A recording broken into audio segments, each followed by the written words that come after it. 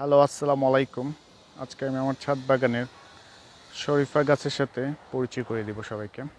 শরীফা বা এটাকে custard Apple বলা হয় ইংরেজিতে। শরীফা ফল আমরা অনেকে হয়তো চিনি, আবার অনেক হয়তো চিনি না। এটা আতা ফল গোত্রীয় গাছ, আতা ফলের কাজিনও বলা যেতে পারে।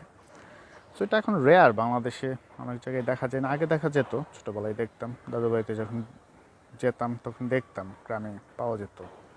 এটা অবশ্য আমাদের দেশীয় গাছ না, এটা পর্তুগিজ গাছ। পর্তুগিজরা এটা এই দেশে এনেছিল, পর্তুগিজরা যখন এখানে এসেছিল তখন। সেটা আস্তে আস্তে বিলুপ্ত হয়ে গেছে, এখন আবার বিভিন্ন নার্সারির মাধ্যমে পাওয়া যাচ্ছে। অনেক সুস্বাদু একটি ফল শরীফা, এবং অনেক পুষ্টিসম্পন্ন একটি খাবার। শরীফা আমাদের অনেক উপকার করে, আমাদের রোগ প্রতিরোধ ক্ষমতা বাড়ায়, আমাদের হার্টের কার্যকারিতা বাড়ায়, আমাদের রক্ত বাড়ায়, আমাদের মাংস বৃদ্ধি করে, ক্যান্সার প্রতিরোধ করে, হাড়গোড় বৃদ্ধি করে। মানে শরীফার অনেক উপকারিতা, এবং শরীফাতে প্রচুর ভিটামিন সি আছে।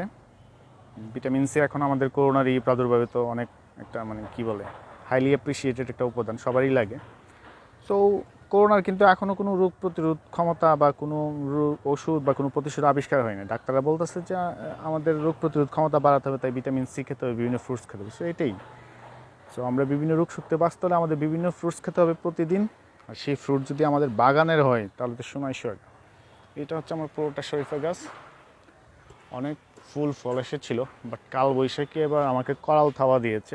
আল্লাহর রহমতে ভালোই আছে, তারপরও 4টা ফল টিকে আছে এই মুহূর্তে। অনেকগুলো আসছিল।